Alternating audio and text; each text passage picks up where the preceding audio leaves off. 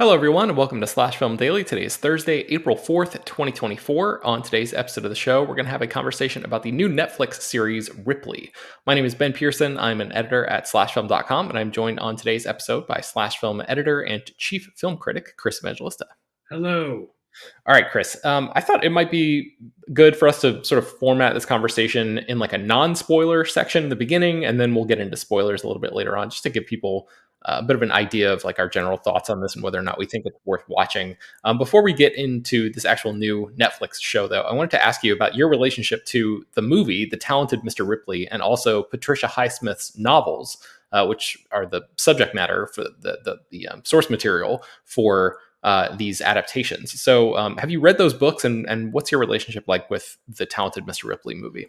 You know, I haven't read the books. This show actually made me want to finally get around to reading them, so I probably will at some point. But I have seen The Talented Mr. Ripley, which when it first came out, I did not like it because I think I was just too young and stupid to appreciate it. But since then, I've revisited it, and I think it's fantastic. It's got an incredible cast. I mean, Philip Seymour Hoffman is in it, and he's always good, but he's so good in this. And Matt Damon is really good in it playing. I guess you could say he's playing against type because he doesn't really play characters like that often. Mm-hmm. And it just got that great like 60s Italian countryside vibe to it. I don't know. It's a really good, creepy, unsettling movie. And I dig the movie a lot.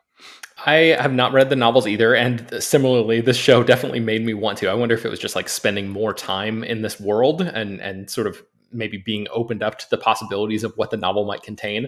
And then The Talented Mr. Ripley is one of those movies that I feel like I should know better than I do. Like I think I've seen it only twice, and I really liked it both times. But like I could not remember when I was watching this Ripley show. I remembered several incidents in the story, but I couldn't remember how it ended. And I was like, man, I should know The Talented Mr. Ripley better than I do. I should remember how that film ended. But it made for an interesting viewing experience for me. So I guess I would say that I'm like a loose fan of the movie because I liked it, but I just don't know it very well. And I would recommend, I didn't rewatch it before watching this series. I don't know if you did. But I would recommend, I mean, for people who maybe saw the movie years ago, it's not like, I don't think you have to rewatch the movie. I liked the show quite a bit without having that film fresh on my mind. So what would your take be there? Yeah, you know, it's different because they're very different. Like again, I haven't read the book, so I don't know which adaptation. You know, based on I read the Wikipedia page for the book, and based on that, it sounds like the show is probably more faithful to the book than the movie. But we'll get into this, I guess, when we talk more about in like spoiler territory. But they're to me at least, they feel like very different sort of takes on this character and this material. Like they're played in very different ways. So I'm not sure if you need to revisit it or not, but I think it is an interesting experiment to like sort of watch them back to back and see how the film interprets the book, you know, in ways the show doesn't, and vice versa. Oh man, that's fascinating. Okay, yeah, we'll definitely talk about that a little bit more in spoilers. So give me your spoiler-free thoughts about the show. I really dug it. I do think it sort of fizzles out in the end. Like it sort of like loses its momentum as it goes along. But from a visual standpoint, this is like one of the best looking shows like Netflix has ever done. Originally, it was set up. I was reading on this. It was really set up to be a Showtime series, and I wonder if that has anything to do with it. But it definitely does not look like your typical Netflix show where everything is sort of like bland and shot in this sort of flat way. It's very noir-esque and stylish, and you know, not even. And I don't just mean because it's in black and white. Just the way it's shot. It's shot in this very almost like what's the word, surrealist sort of way. It's like almost like or like German expressionism sort of Yeah. way. It's got that sort of like vibe to it, and it's just a lot of shadows and the way things are shot, and it's shot in this really unique, fascinating, almost like haunting way. So from a visual standpoint, I really dug it. From a story standpoint, I liked it. I think I liked the movie a bit more. Again, I haven't read the book, so I can't comment on like which did the adaptation better. But I kind of like the way the movie handled things more, and like it's kind of hard for me to separate them because they're telling the same story and they're telling the same story in different ways. But I really I dug the show a lot. Andrew Scott, great actor in general, and I really like his take on Ripley here. Again, we'll get into more on that when we get into spoiler territory. I just want to get to the spoilers. Let's get to the spoilers, Ben. Damn it. Yeah, we'll get to that in just a second. I fully agree. I thought that like maybe the last couple episodes were like maybe just a little bit slower or something as the story kind of comes to an end. But because those first few episodes just feel so like you're drawn into this world, and I think the visuals are a huge part of that. Like they're so sumptuous, and it really just like paints this wonderful picture of like a very specific place, and you can tell that they actually went and filmed this thing on location, and it's not shot in the volume or whatever, and it just like feels so refreshing in that way. A recent podcast episode, maybe longtime listeners will remember, or not even really that long time because this just happened, but I spoke with the director of Bob Marley One Love, and he worked with Robert Elswit, the cinematographer, and he was telling me about the way that Elswit decides to go to locations like multiple times to really, really scout things, not just like go once or twice and kind of figure out what you're going to do. He like really pays close attention to the locations and thinks very clearly about the camera angles. And Robert Elswit shot this show as well, and you can tell that there are so many like interesting shots. Like it's just a really visually interesting show. It is not shot like every other thing. It feels like it has a real perspective, and there are so many shots that are like it just feels like they found like the coolest angle possible in that location to film from, so that was just a really cool aspect of the show. The black and white I thought worked really, really well,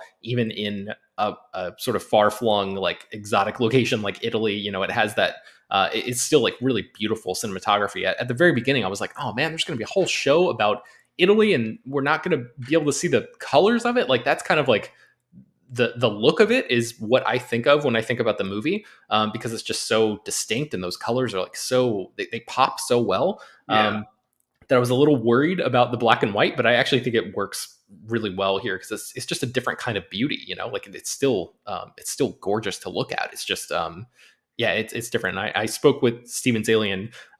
People will hear that interview at the end of our conversation here. But I asked him a little bit about that black and white, so he talks about that just a bit. But what did you think about Andrew Scott? You mentioned him and how you like that performance. What did you think about him here? It's a really very nuanced performance. It's a very internal performance. He's sort of playing around with the characters.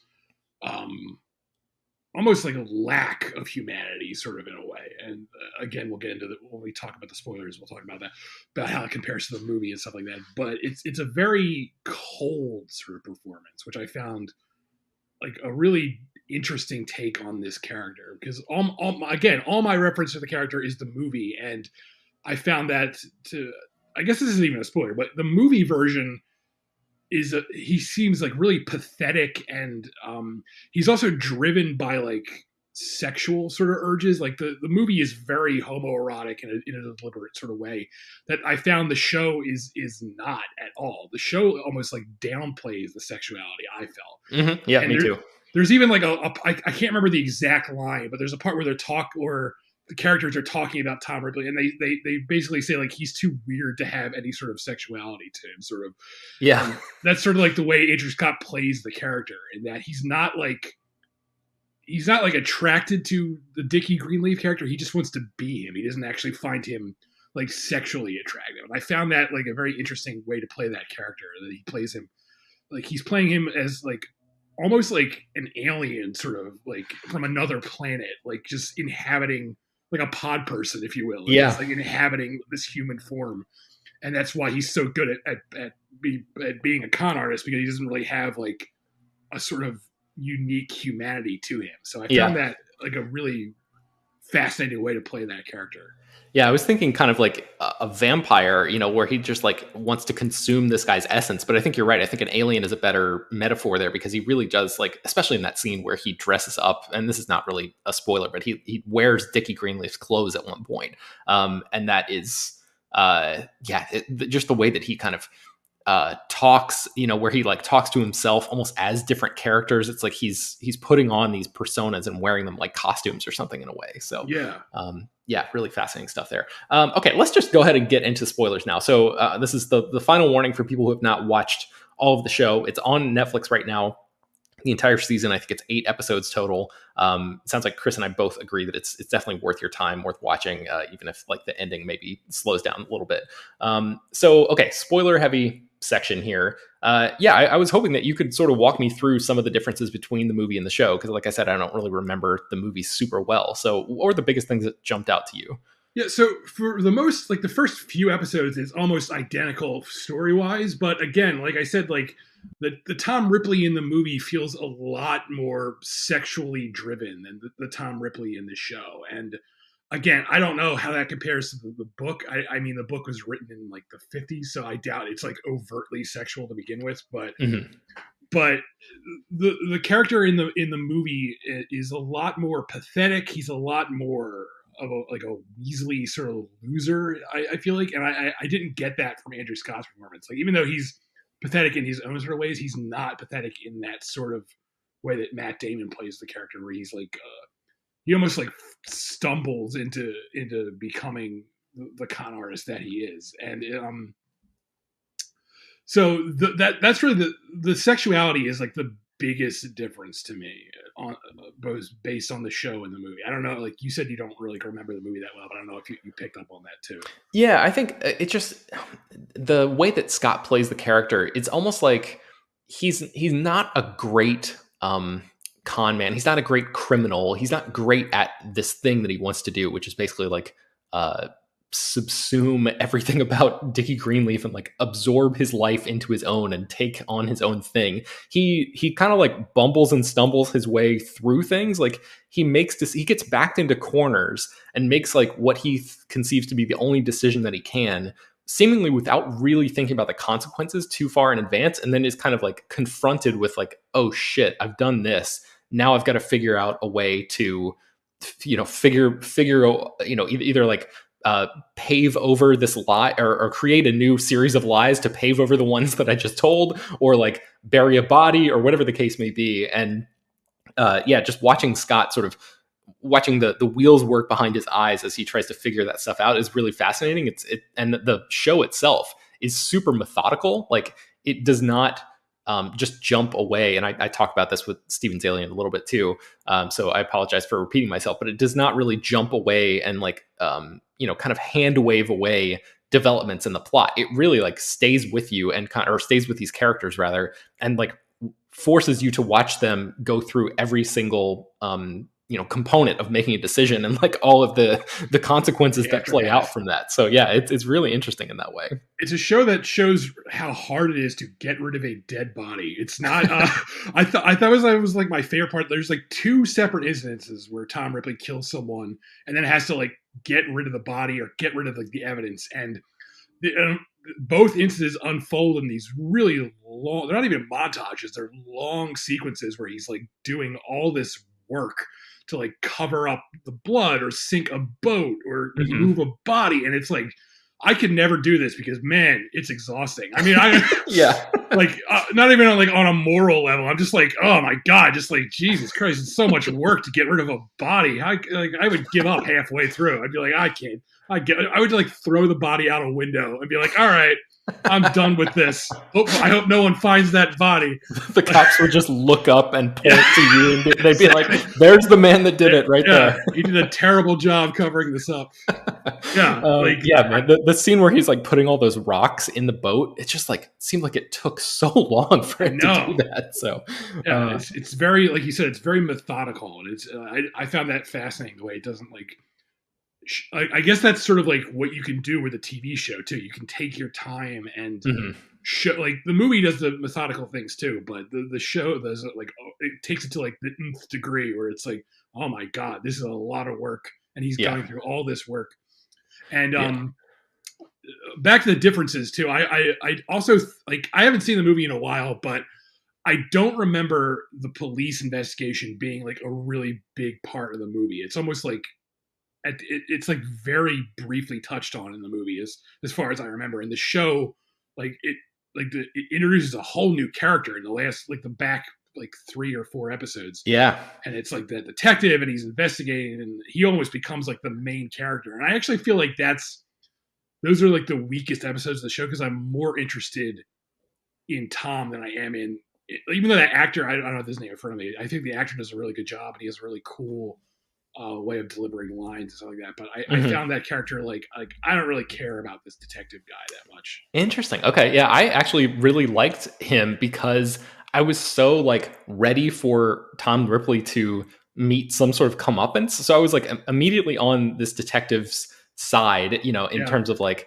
well, it's interesting though, because the show really made, and I think the movie probably does this as well, but I don't really remember it super well. But the show does this interesting thing where like you're watching Tom Ripley kind of from afar, and he does something despicable, and you're like, oh man, this guy is like a real son of a bitch. And then it sticks with him so much that you're kind of like, he almost gets caught or something. And like, you're kind of like, or my experience as a viewer anyway, was like, I almost like didn't want him to get caught in those moments, but I do overall. But like in these micro moments along the way, I'm like, oh God, like he's almost going to get caught. But like, do this, evade this way, make this decision to get away with it. And then like, the show will sort of back up a little bit, and I'll back up a little bit as a viewer and be like, no, wait a second, I actually hate this guy. And like, I want him to lose. So I'm on this detective side. So it's this really cool balance back and forth. They do a good job with that, I think. I think it's because I think part of it is because of those long drawn out scenes. Like we spend so much time watching him do all this work to cover up his crimes that we become invested in it. And it's fascinating because like in those final episodes where it's Dakota Fanning's character Marge comes to stay with him, and it almost looks like she's gonna like figure out, and you like, I don't know about you, but I was just like, oh, I hate Marge right now. I hate that she's like so close to like figuring out what's up, and then it turns out she doesn't figure it out at all, and you're like, take that, Marge, you're an idiot. Yeah, it has you sort of like questioning your allegiances and jumping back and forth and stuff between characters. Maurizio Lombardi is the name of the actor who plays Inspector Ravini, the detective. And yeah, he just the way that he like speaks English is just a really I've never really seen an actor speak English in that way before, and so it's very distinct and very entertaining to me to watch the way that he like sounds out different words and just pronounces things, and like he's a very serious character, but he's also like, I think that the show wants to use him a little bit as like some comedic relief in times where it gets pretty dark, this show. So definitely okay, let's see what other things that I want to touch on with you. At the very end of the show, John Malkovich shows up in this cameo. I think it's in the very last episode. It's just, he shows up for 10 minutes or something.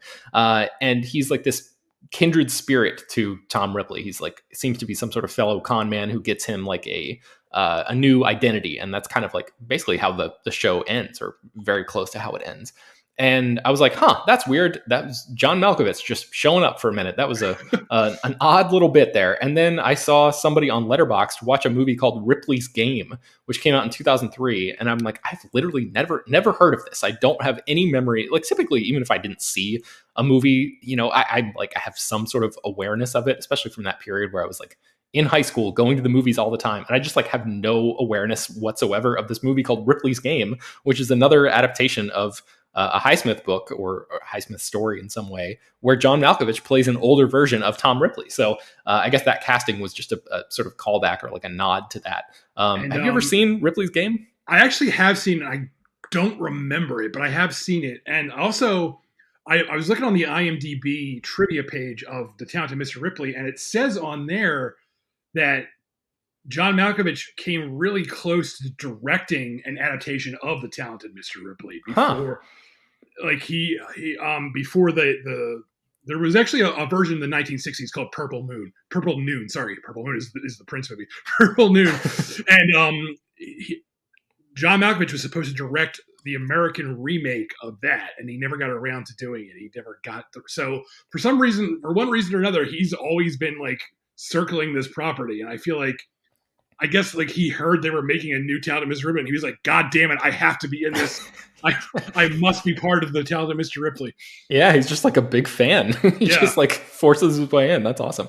Okay, so let's talk about the very end of the show. I along the way, I thought the focus on the ashtray, that glass ashtray, was going to be the thing that maybe like brought Tom down in this version, because he uses this ashtray as a weapon, and then he goes to a completely different city and buys a very, very similar ashtray. And that detective comes and like interviews him, and he's like wearing a little bit of a disguise, but not really a great one. And he kind of has his. Can we talk about that? That really bothered me. All right, me too. As much as I like the show, I'm like, well, come on. Like, yeah. All he does is he puts on like a wig and a beard, and this detective is this detective like that bad at his job that he does it? Because like every other scene makes it seem like the detective is really competent and really good at his job, and then for whatever reason he can't spot that this is clearly the same guy.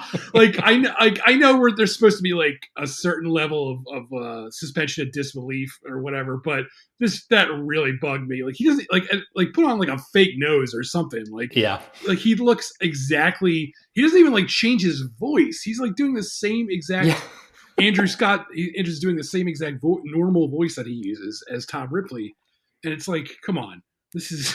Yeah, I had real trouble with that. I mean, there's this whole thing about this whole through line about Caravaggio and like light and darkness, and the Italian painter and like his backstory, and like they actually cut back at one point in the beginning of one of the episodes. They flash back in time to Caravaggio and then like cross cut a little bit with Ripley to kind of like show, at least in Ripley's mind, that there's similarities between those two characters and the arcs that they go on.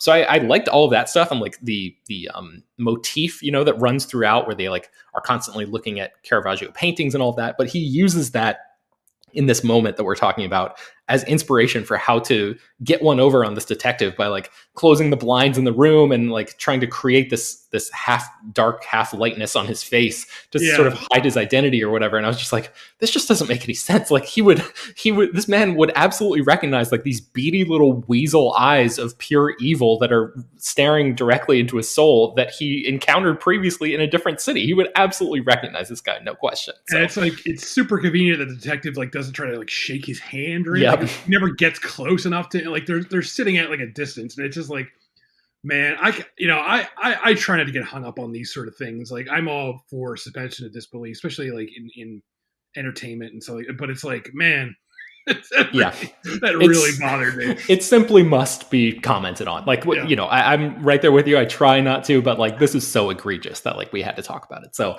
anyway, I thought the ashtray thing might come back into play, but it never really does. So I thought it was a nice little misdirect. But then the very, very end of the show is finally Marge writing her book, and then there being a picture of the real Dickie Greenleaf in there, and Ravini finally realizing, oh my God, this guy is not who he told me he was, kind of thing. Usual suspect sort of moment. Yeah, exactly. I was wondering if you found that to be as satisfying as I did. And in particular, in a previous episode, one of the police characters spells Ripley's last name using the Italian alphabet. And as they do that it's kind of very similar to Usual Suspects. Like that audio plays back, that little clip plays back over this moment where Ravini realizes Ripley's true identity, and like the actual letters of the alphabet pop up on screen as this character is saying them, and it's like the title of the show is being underlined, and it's like the end. It's the equivalent of like the end, but just repeating the title of the show. And I just thought it was a really cool thing, and I haven't really seen done very often. So I thought it was super satisfying. I was curious what you've made of like the actual very end of the show. Yeah, I really like that too. It's definitely a satisfying moment. I'm curious to see like if this is going to be like, I don't know if Steven Zaillian told you this or not when you interviewed him, but like, are there plans for like to adapt the other books into like future seasons, or is this like a one and done sort of thing? Yeah, I don't know. I didn't have time to go into that. I'm very curious about that as well, because I feel like it could go either way with this ending. Because like, as far as I understand, that's not how the book ends, because Tom Ripley keeps on living and keeps on committing crimes. So I'm curious to see like if they wanted to do more or not. Like I'm guessing that it's going to be like so much stuff today is like one and done. But I kind of hope it's not, because I dug this enough that I would like to see like the other books adapted into like future seasons and see this character do more crimes. See Andrew Scott do some more crimes. Yeah, me too, for sure. Okay, let's take a break and then we'll be right back. All right, so before we wrap things up today, here is my conversation with writer, director, producer Steven Zaillian. So there's a deeply methodical quality to both Ripley and your previous TV series, The Night Of, that I really like. It's like when Tom Ripley kills somebody in the show, you don't just jump cut and say, yeah, he's disposing of a body. You get it. You really show us every step in that process. Yeah. So I'm wondering if you can tell me about why that approach is attractive to you as a storyteller. It started with the novel. Patricia Highsmith would describe it in some detail, getting rid of a body.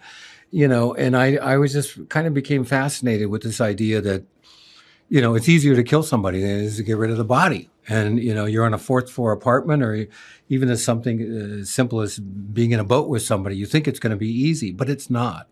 And to show that, Tom is not a professional killer, he does the killing out of passion, and then whatever else he does is out of necessity not to get caught.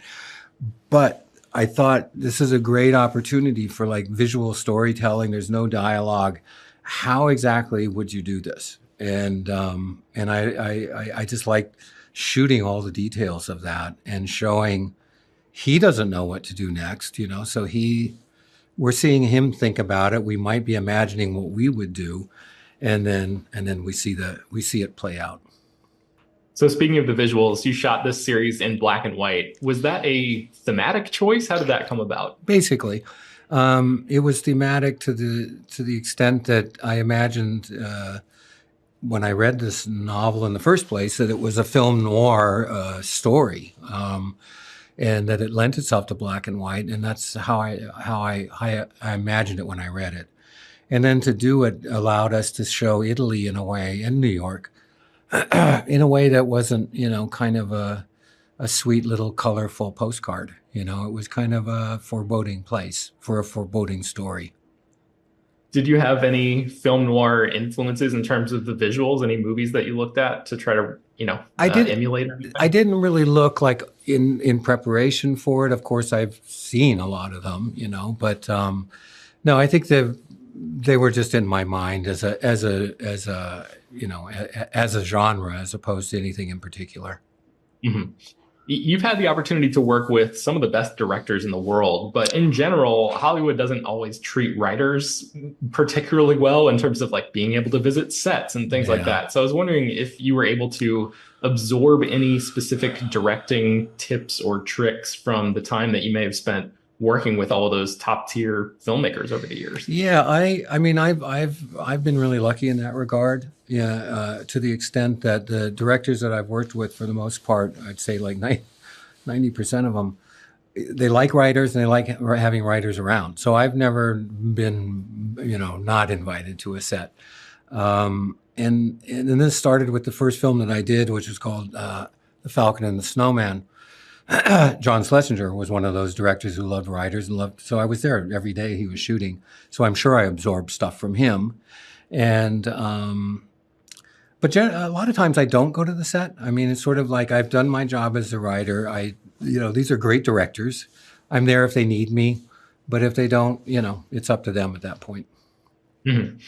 Andrew Scott has talked in interviews about how this was a pretty heavy part for him to play and how he felt like it was mentally and physically difficult for him. And I was wondering, since you had so many different roles to play on this show as the writer, producer, director of every episode, how did you navigate working with Andrew to give him what he needed as a performer while still managing to accomplish everything that you needed to from a production standpoint? It's tough, but I feel very lucky, to have been given the opportunity to do this, so I'm appreciative of that. Is it hard? Yeah, it's hard, but it's our job. And so I looked forward to every day, and solving problems and how are we going to shoot this and planning on the weekends for the next week. All of it was all consuming, but I like that. I like to be involved in something that's all consuming. This was quite the process for you. I think this got officially announced in like 2019 or something like that, right? Yeah. So like, what was the I assume the pandemic was a huge part of the delay, but sort of walk me through what your experience was like over these past 5 years. Yeah, yeah. I mean, it does take a long time when you do it like this, meaning I wrote it all. So that's about an 18-month process there. And then, shopping it around, getting somebody to do it, that takes a couple months. And then once we started doing location scouting at the end of 2019. And when we got back, it was like, okay, now it's the pandemic. So that was another year that everything stopped. And then finally we started shooting, I don't know, in 2021, 2022. I've lost track. But in any case, and it was a long shoot. And if somebody is directing the whole thing, it's different too, because normally they can stagger, shows. They can sort of leapfrog shows, like something's being edited while something else is being shot. For this, I treated it as a long movie. So I finish shooting and then I start editing. It's not, the editing's not going to go on, ahead of time. Yeah. So it just takes time. Yeah, for sure. When you sat down to write this, was there a part of you that was shaping the script, knowing that you were going to direct it and sort of realizing what may or may not be possible for you to achieve on set? Or are you able to sort of separate that and, put your true writer hat on and just write as you would, you know what I mean? Yeah. I mean, I don't know if there was ever a time that I wrote differently if I wasn't going to direct, but for sure I don't do that anymore. And it's not because I know I'm going to direct it. I would write the same script if somebody else was going to direct it. And it's less about putting on the writing hat and more about, I can't help but put on the director's hat when I'm writing, even if I'm not going to direct it, because I can't write it unless I can see it in my mind. So I'm kind of shooting it as I go along anyway. And then, of course, it changes. When you really shoot it, everything changes. It's sort of like, oh, this location isn't like what I imagined. And, so you have to reinvent it again and then reinvent it again in the editing. But in terms of the writing, no, it's the same. I was going to ask you about those changes. Like, what kind of things changed along the way from you? How close was the final version to what you originally conceived? I mean, a lot of it is as I conceived it. I mean, meaning the scenes, there aren't a lot of scenes that we cut, and there's nothing that I feel like, oh, I should have written another scene here and done something else. It's pretty much the script. And I have to do that because when I am directing, I can't put on a writer's hat. I don't have time. And also I feel like my judgment isn't that good in the 11th hour, so I finish the script. I say, okay, this is it. This is what we're going to shoot. And then of course things change as, you discover something on the set and then a scene will change or somebody will say something and then you'll go with that. And, Maurizio was here doing some interviews and, that's a character. He plays Inspector Ravini. That's a character that's quite a departure from any of the other versions of this story where he becomes a main character. And so that was something that it was in the script, but when we shot it, it was delicious. I mean, I loved all those scenes with him. Yeah, he was fantastic. Yeah. I think I probably have time for one more question with you. And I was just wondering if you could tell me about filming the Caravaggio flashback. That was another unexpected surprise for me. No, I love that. Yeah, it was fun. I mean, it was... it's actually shot in the same location that Ravini goes to when he's doing his investigation, and he goes to a nightclub. It's actually the same alleyway intentionally. Like these two stories are happening in the same places. They're just 350 years apart. And it was great. It was just a fun thing to do, to like suddenly go back 350 years and I don't know. Did we miss something? It's like, are we watching the right show? But then to realize, oh yeah, this whole Caravaggio story has been planted in the whole series, and now we're seeing what happened. Yeah, it's wonderful. Well, I love the show, and thank you so much for the time today. I really appreciate it. Congratulations. Thank you. Pleasure. Take care. All right. Any other takeaways that we wanted to talk about here, Chris, before we finally wrap up today's episode? Anything else, any observations or any other things from this Ripley series that you wanted to mention? I'm just curious to see how this goes over, because a lot of stuff today, I forget the term. I think it's like a lot of streaming shows these days are being shot with like second screen in mind, in that you're supposed to be able to watch them without really watching. Like basically, people are like showrunners are admitting that that streaming services are giving them mandates to make it so that viewers can sort of casually watch stuff while they're looking at their phone, which is just really depressing. And I'm very curious to see how this show goes over if it goes over at all, because this show seems like it's designed not like that at all. Like you very much have to pay attention to what's going on here, not just like from a story perspective, but just like the cinematography and the way it's shot. And I'm very curious to see if like people like half watch this on their phones and then they're like, I don't know what is going on because I've been half watching this while scrolling through TikTok or whatever. So yeah, I'm very curious to see how this goes over. They're not really, I don't know if they're like marketing this as well as they should be, because it feels like very classy and very unique for Netflix. And it comes out this week, and I feel like there's very little fanfare, but I guess that's just sort of the way Netflix plays things. That's unless it's like Stranger Things or something like that, they don't really go all out. So I do hope people find this and give it a shot. I do think Andrew Scott has sort of become popular thanks to like Fleabag and oh Christ, what was that movie? All of Us Strangers. All of Us Strangers. So I do think people will find it because of him. I know my mom loves some Andrew Scott. She thinks he's super handsome. So I think people will find it. I just hope they give it a chance because it is a really cool show. All right. Well, next time you're on the show, Chris, I would love to get your mom's review of Ripley if she watched it. Okay. Just tell me what she thinks about it. So that'd be great. Cool. All right. Well, you can find Chris's review of Ripley up at slashfilm.com. I'm going to link to that in the show notes. We may or may not have a couple more stories about the show up there on the website. So I encourage people to go to slashfilm.com and find out for yourself. There's a little tease there. Slash Film Daily is published every weekday, bringing you the most exciting news from the world of movies and TV, as well as deeper dives into the great features you can find on the site. You can subscribe to the show on Apple, Overcast, Spotify, wherever you get your podcasts. Send your feedback, questions, comments, concerns, and mailbag topics to us at bpearson@slashfilm.com. Make sure to leave your name and general geographic location in case we mention your email on the air. Don't forget to take a minute to rate and review the show on Apple Podcasts or Spotify. That really does help us out a lot. Tell your friends about the show any way you can. Thanks so much for listening. And